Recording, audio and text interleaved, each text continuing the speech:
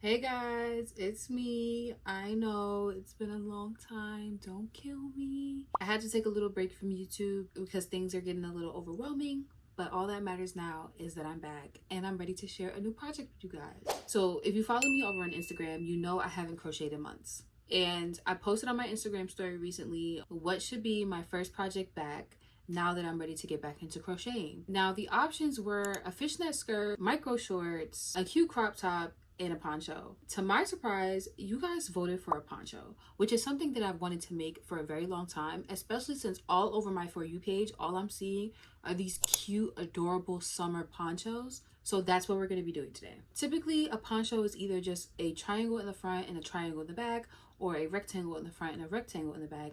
Today, we're going to be doing more of a rectangular type poncho. And I really want to use a yarn with a heavier weight. So either cotton or bamboo. Definitely something that I should already have in this embarrassingly large yarn stash behind me. So let's go through the stash and see if I can find anything that would be perfect for this project. Now we have this brownish color, and then we have this lightish gray-ish kind of also brown color. Now, while I was leaning towards using this, I kind of have another project in mind that I want to use for this color. So I think we're going to leave that color behind and we're going to go with the Yarn Bee Bambootiful yarn. I'm not going to lie, I really wanted to make this poncho black, but I don't have any black yarn on hand, and I'm really trying not to continue to buy yarn because, as you can see behind me, it's already becoming kind of a problem. So we're just gonna go forward with this, and if I really end up liking this poncho, then I'll probably make another one in black. And I really need to re-up on my black cotton yarn because, like, why don't I have any? I like to wear black a lot. I don't know why I don't have any, but this will do. Why is it looking so dark? It's hella light around me, and it's looking all dark. Why? Do I need an additional light? Is it not bright enough? It's still dark. So we're gonna start off by getting the measurements you're going to need in order to make the poncho. You're gonna get your trusty handy dandy tape measure out. I know some of you hate a tape measure. You can also use a piece of yarn if you want, but I prefer to have actual measurements and use a tape measure.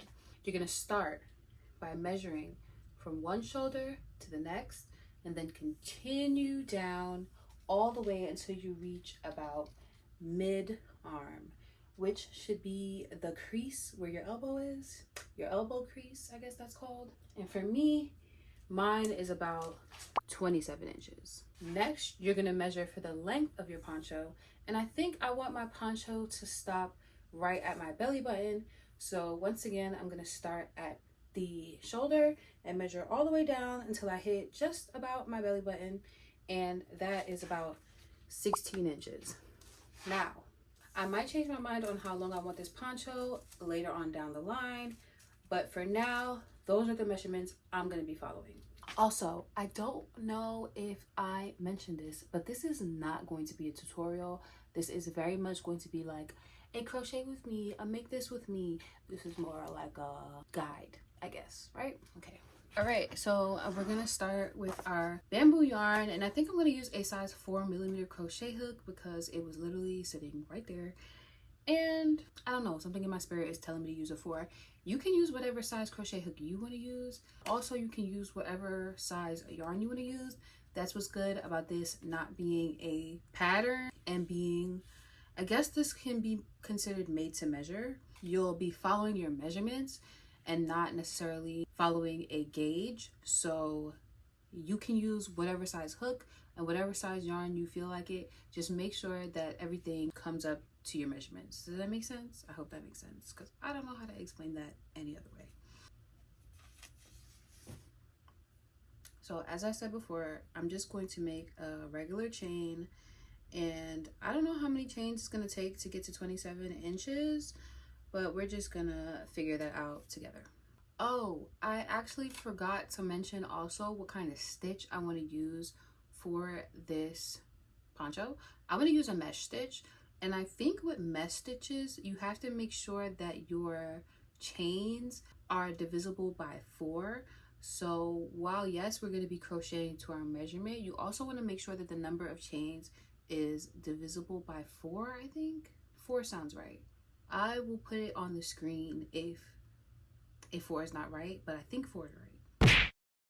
I crocheted 96 stitches, so here's my equation for this. You want to make sure that it's a number that is divisible by 2, and then add 3 more on top of that. Then I'm going to double crochet in the 7th stitch from the hook, chain 3, skip 3 stitches, then double crochet again, chain 3, skip 3. So we're going to be working with a mesh stitch. I'm going to continue to do as many rows as I need to reach my length measurement. I really can't decide if this is like an actual tutorial or not. 1, 2, 3.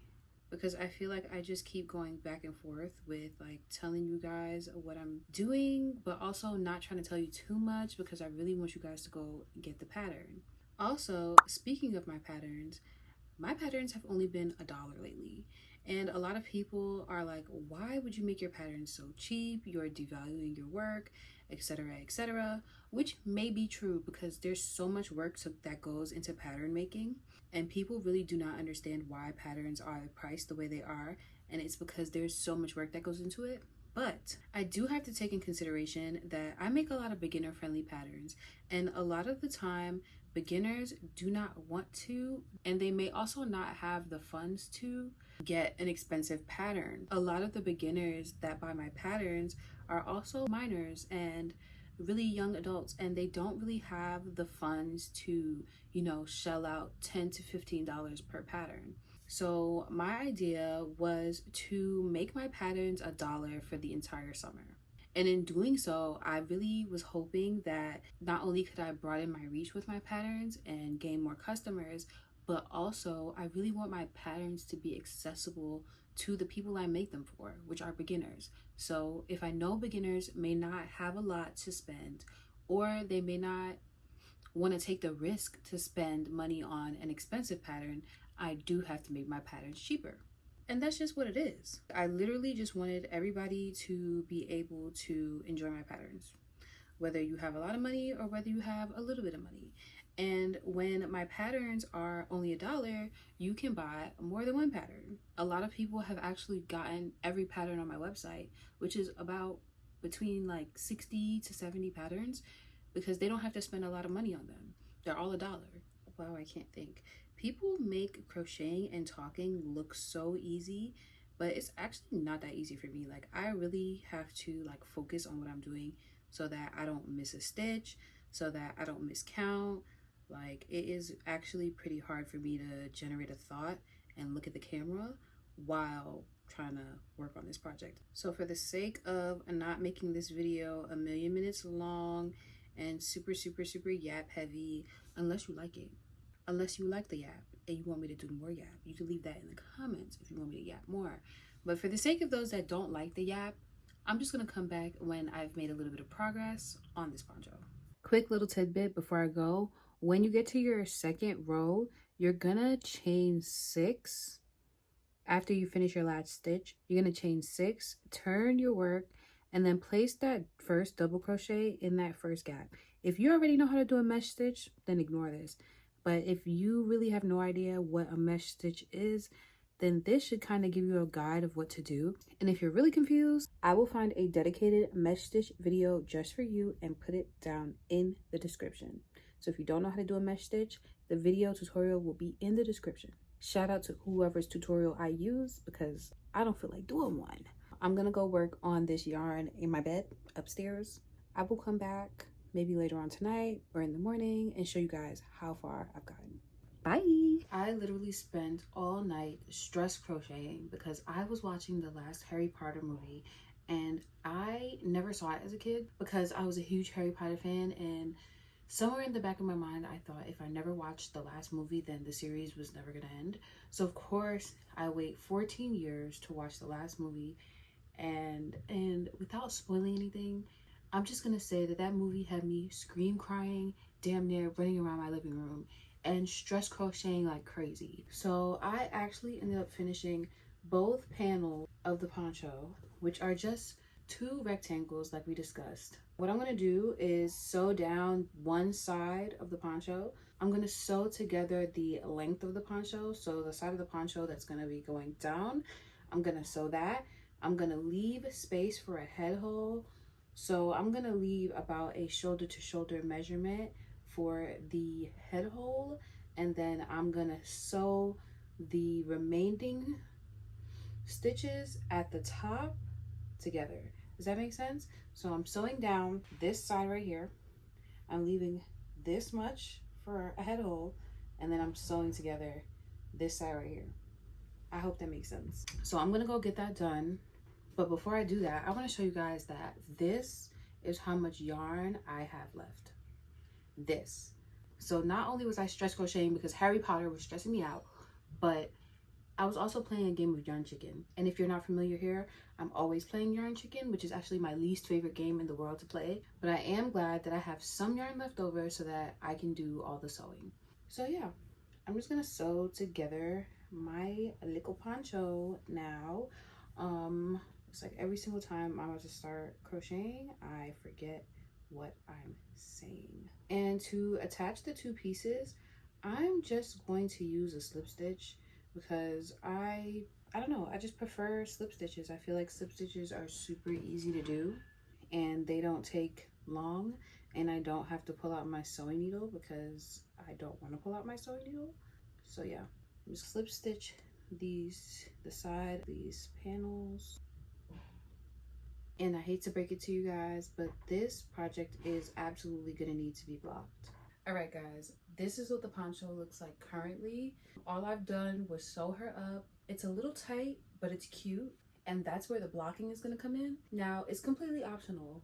You don't have to block it if you don't want to. I know a lot of people do not like to block, but I personally want this to be even more flowy, even more relaxed. So I'm definitely gonna block it. Now, if you are going to block your project, I suggest you look into the best blocking method for the type of yarn you use. So I use cotton yarn, so I'm gonna steam block it. So one last close-up of how she looks currently. And now I'm gonna go break out my steamer and steam block her.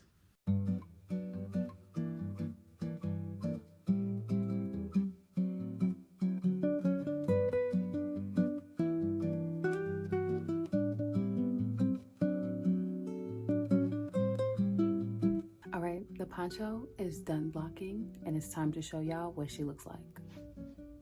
Cute, cute. It came out way better than I thought it would.